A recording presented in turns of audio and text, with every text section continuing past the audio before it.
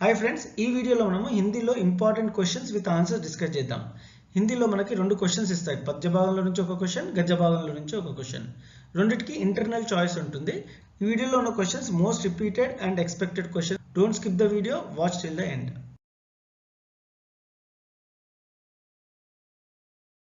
बरसते बादल कविता गुरिंची चूद्दामु.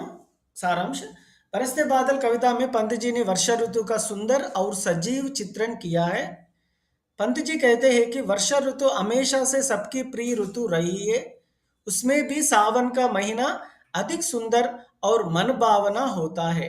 सावन की वर्षा सबका मन मोहित है. सावन के मेघ जमजम बरसते हैं.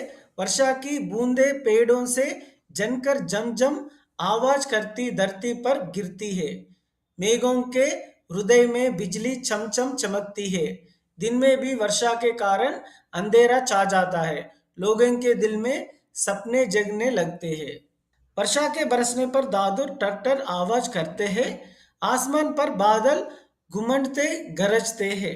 रिमझिम बरसने वाली बूंदों के स्वर हमसे कुछ कहते हैं, अर्थात मन खुश करते हैं. उनके छूते ही शरीर के रोम सिहर उठते हैं.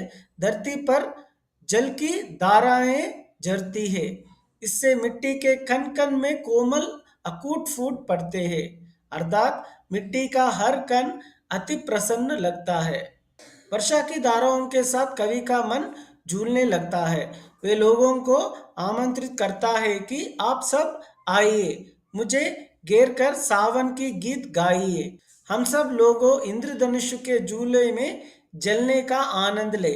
यह कामना करें कि मन भावना सावन हमारे जीवन में बार बार आए. एक कविता का विशेषता: इस कविता में प्रकृति का सुंदर चित्रण अंकित किया है.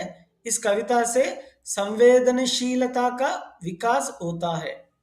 कनकन का आधिकारिक पाठ का सारांश लिखो. ये क्वेश्चन अड़गिना ई लेसन लो ई आंसर रायंడి स्टूडेंट्स. श्रम और भुजबल ही मानव समाज का एकमात्र आधार है, भाग्य है. हमारे जीवन में मानव समाज में श्रम का बड़ा महत्व है. जीवन में सफलता पाने के लिए श्रम करना अनिवार्य है. సో లైఫ్లో సక్సెస్ అవ్వడానికి శ్రమించడం చాలా ఇంపార్టెంట్. श्रम ऐसा प्रयास है जिससे असंभव कार्य को भी संभव में आसानी से बदल जा सकता है. సో ఈ కష్టం ఎలాంటిది అంటే అసంభవం కార్య అంటే డిఫికల్ట్ వర్క్ ని కూడా ఆసానీ से बदल सकता है, చాలా ఈజీగా చేస్తుంది. श्रम करने वाला व्यक्ति ही श्रेष्ठ और उच्च स्थान पाता है. ఎవరైతే కష్టపడతారో వాళ్ళే శ్రేష్టమైన స్థానానికి వెళ్తారు. मेहनत ఈ సఫలత का कुंजी है. సో కష్టపడటము సక్సెస్ కి ఒక కీ. कुंजी అంటే కీ. श्रम करने वाला कभी भी जीवन में हारता नहीं है. ఎవరైతే కష్టపడతారో వాళ్ళకి లైఫ్ లో పరాజయం అనేది ఉండదు. सदैव आत्मविश्वास के साथ निरंतर श्रम करते हुए सर्वश्रेष्ठ स्थान को प्राप्त करता है. श्रम करने से यश, संपत्ति, जीवन यापन के लिए आवश्यक सुख सुविधाएं, इज्जत, गौरव, मान सम्मान आदि प्राप्त होता है. శ్రమ పడడం వల్ల ఏమొస్తుంది అంటే యశ్ అంటే నేమ్, ఫేమ్, సంపత్తి ధనము, జీవన్ యాపన్ కే లియే ఆవశ్యక్ సుఖ్ సువిధాएं. సో లైఫ్ లో కావాల్సిన అన్ని ఫెసిలిటీస్, ఇజ్జత్ ఆధార్, గౌరవం, మాన్ సమ్మాన్ ఆది ప్రాప్త అవుతాయి. సో కష్టపడటం వల్ల ఇవన్నీ అడ్వాంటేజెస్ ఉన్నాయి. जो व्यक्ति कार्य को पूर्ण करने के लिए श्रम करता है वही सुख पाने का सच्चा अधिकारी है. ఎవరైతే పని చేయడానికి చాలా కష్టపడతారో వాళ్ళే సుఖపడటానికి అధికారి అంటే అర్హులు. श्रम करने वाले को अपने परिश्रम से अपने अनुकूल बना लेता है. ఎవరైతే కష్టపడతారో వాళ్ళు డిఫికల్టీస్ ని కూడా ఈజీగా ఓవర్కమ్ చేస్తారు. नेक्स्ट क्वेश्चन: मीरा की भक्ति भावना पर अपने विचार स्पष्ट कीजिए. मीराबाई कहती है कि मुझे मिली है, मुझे भगवान का नाम रूपी रतन संपत्ति मिली है. मेरे सद्गुरु ने मुझे यह अमूल्य वस्तु दी है. उनकी कृपा से मैंने उसे स्वीकार किया है. जन्म जन्म की भक्ति रूपी मूलधन को मैंने पाया है, लेकिन इसके बदले में संसार के सभी चीजों को खोई हूं. फिर भी मैं बहुत खुशी हूं, क्योंकि इस कोई भी नहीं खर्च कर सकता है, कोई भी नहीं लूट सकता है. दिन ब दिन उसमें वृद्धि हो रही है। सच रूपी नाव के नाविक मेरे सद्गुरु है। उन्हीं के सहारे में भगवत उन्हीं के सहारे में भवसागर को पार चुका हूँ। मीरा के प्रभु गिरिधर चतुर है, उन्हें मीराबाई खुशी खुशी से गाती है। इस प्रकार मीरा इन पदों में श्री कृष्ण को सद्गुरु की कीर्ति बनाकर उनका दर्शन करने का उद्देश्य प्रकट करती है। नेक्स्ट क्वेश्चन, रैदास की दास्य भक्ति भावना को भक्ति पद पाठ के आधार पर वर्णन कीजिए। रैदास की चौपाइयों में समर्पण की भावना दास्य भक्ति को अधिक महत्व दिया गया है। रैदास अपनी भक्ति के बारे में कहते हैं कि हे प्रभु तुम चंदन है तो मैं पानी हूँ, हे प्रभु तुम बादल है तो मैं मोर हूँ। बादल रूपी भगवान को मोर रूपी भक्त देखता रहता है। प्रभु जी तुम मोती है तो मैं धागा हूँ, आपसे मिलने में मेरी सुंदरता बढ़ती है। प्रभु जी तुम स्वामी है तो मैं दास हूँ। इस प्रकार कवि रैदास जी ने अपने प्रभु के प्रति अपनी दास्य भक्ति दिखाई। नेक्स्ट क्वेश्चन, कवि रहीम के दोहों का संदेश अपने शब्दों में लिखिए। कविवर रहीम का पूरा नाम कानकाना अब्दुल रहीम था। उनका जीवन काल 1556 टू 1626 था। वे सहृदयी, कुशलवीर और राजनीतिज्ञ थे। वे अकबर के दरबार कवि और मित्र थे। वे कई भाषाओं के ज्ञाता कृष्ण भक्त थे। उन्होंने भक्ति, ज्ञान, वैराग्य, नीति विषयों पर रचनाएं की। उनके दोहे नीतिपरक और उपदेशात्मक है। कवि रहीम कहता है कि यदि हमारे पास धन संपत्ति है तो कई तरह के लोग नाते रिश्ते जोड़कर सगे बन जाते हैं। उन लोगों में हमारा सच्चा मित्र कौन है और पराया कौन है, इसका निर्धारण विपत्ति कष्ट कर देता है। संकट के समय सच्चे मित्र ही आप देता है, झूठे लोग तो खिसक जाते हैं। संकट के समय में हाथ देने वाला ही सच्चा मित्र है। रहीम कहता है कि सबको पानी रखना आवश्यक है। पानी के बिना सब व्यर्थ है। पानी का अर्थ होता है चमक, कांति, मान, इज्जत और जल। चमक के बिना मोती, मन के बिना आदमी और जल के बिना चूना बेकार है। चमक के जाने से मोती व्यर्थ होता है। माने के बिना मानव जीवन व्यर्थ है। जल के न रहने से ఇప్పుడు గద్య భాగం క్వశ్చన్ ఆన్సర్స్ చూద్దాం స్టూడెంట్। ఈ ఈద్గాह कहानी చూద్దాము। प्रेमचंद जी के सफल एवं असरदार कहानी है ईदगाह। यह आदर्श युक्त यथार्थवादी भावनाओं से भरपूर है। हमिद 4-5 साल का दुबला पतला भोला भाला लड़का है। उसके माँ बाप चल बसे हैं। अपने बूढ़ी दादी अमीना की देखभाल वह करने लगा है। हामिद एकदम अच्छा और आशावान लड़का है। उसके पैरों के जूत तक ही नहीं है। आज ईद का दिन है। सारा वातावरण सुंदर और सुखदायी है। सब बच्चे अपने पिता के साथ ईदगाह जाने वाले हैं। हामिद भी ईदगाह जाना चाहता है। तब अमीना उसे 3 पैसे देकर ईदगाह भेजना राजी होती है। सब लड़के 3 कोस की दूरी पर स्थित ईदगाह पैदल जाते हैं। वहां नमाज के समाप्त होते ही सब बच्चे अपने मनपसंद खिलौने और मिठाइयाँ खरीद कर खुश रहते हैं। हामिद तो मिठाइयों को ललचाई आंखों से देखता है मगर चुप रह जाता है। बाद लोहे की दुकान में उनके चीज के साथ चिमटे भी रख हुआ है। चिमटे को देखकर हामिद को अपनी दादी का ख्याल आता है।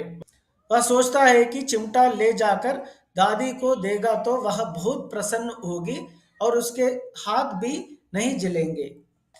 ऐसा सोचकर वह दुकानदार को 3 पैसे देकर चिमटा खरीदता है। सब दोस्त उसका मजाक उड़ाते हैं। उसकी परवाह न करके वह गर्व के साथ घर आकर दादी को चिमटा देता है तो पहले दादी नाराज होती है मगर हामिद के तुम्हारी उंगलियां जलती थी ना इसलिए मैं इसे लाया कहने पर उसका क्रोध प्रेम में बदल जाता है। हामिद के दिल के चाक, सद्भाव और विवेक गुण से उसका मन गदगद होता है, खुशी के आंसू बहती है। इस तरह ईदगाह के मेले की इस घटना दृष्टि में रखकर हम कह सकता है कि हामिद छोटा है फिर भी विवेक में, प्रेम में अपने साथियों से अलग स्वभाव का लड़का है। लोकगीत ग्रामीण जनता का मनोरंजक साधन है कैसे? लोकगीत గురించి ఏ క్వశ్చన్ అడిగినా ఈ ఆన్సర్ రాయాలి। लोकगीत लोकप्रियता में शास्त्रीय संगीत से भिन्न है। ये जनता के संगीत है। ये घर, गांव और नगर की जनता के गीत है। इनके लिए साधन की जरूरत नहीं होती। इनकी रचना करने वाले भी ज्यादातर गांव के लोगों हैं। स्त्री ने भी इनकी रचना में विशेष भाग लिया है। लोकगीत देश के गांवों और देहातों में है। इनका संबंध देहात की जनता से है। इनकी रचना करने वाले अपने गीतों के विषय रोजमर्रा के जीवन से लेते हैं। लोकगीत की भाषा गांवों और इलाकों की बोलियों से संबंधित है। ये ढोलक, झांझ, करताल, बांसुरी की मदद से गाए जाते हैं। ये लोकगीत कश्मीर से कन्याकुमारी तक प्रसिद्ध है। इसके आधार पर हम कह सकता है कि ग्रामीण जनता के मनोरंजन के साधन लोकगीत है। राष्ट्रीय एकता की दृष्टि से हिंदी महत्वपूर्ण भाषा है। इस पर अपने विचार व्यक्त कीजिए। अब हिंदी न केवल भारत की बल्कि विश्व की भाषा बन चुकी है। संसार के विविध क्षेत्रों में हिंदी करोड़ों लोगों की जीविका बन चुकी है। आज भारत के अलावा బంగ్లాదేశ్, నేపాల్, మయన్మార్, భూటాన్ ఇవన్నీ దేశాల్లో अंतर्राष्ट्रीय आदि देशों में हिंदी की मांग बढ़ती जा रही है। हिंदी की साहित्य रचना में वहाँ के हिंदी साहित्यकारों का विशेष योगदान है। विदेशों में भारतीयों से आपसी व्यवहार करने के लिए वहाँ के लोग भी हिंदी सीख रहे हैं। भारत के अलावा अन्य देशों में भी कई संस्थाएं हिंदी के प्रचार व प्रसार में जुटी हुई है। विश्व भर में आज करीब 150 विश्वविद्यालय हिंदी संबंधी कोर्सों का संचालन करना रहे हैं। सारा विश्व हिंदी का महत्व जान चुका है। हिंदी की कई वेबसाइट भी सेवा में तत्पर है। हर वर्ष 10 जनवरी को विश्व हिंदी दिवस मनाते हैं। स्वतंत्रता आंदोलन की नींव रखने में झांसी की रानी लक्ष्मीबाई सफल हुई। इस पर व्याख्या कीजिए। आंसर: लक्ष्मीबाई बड़ी वीरांगना है। उसने यह साबित किया कि अबला हमेशा अबला नहीं रहती। आवश्यकता पड़ने पर वह सबला भी बन सकती है। उसने झांसी की स्वतंत्रता तथा स्वराज्य के लिए अंग्रेजी सरकार का बड़ी वीरता के साथ सामना किया। उसने झांसी, कालपी और ग्वालियर के लिए युद्ध किया।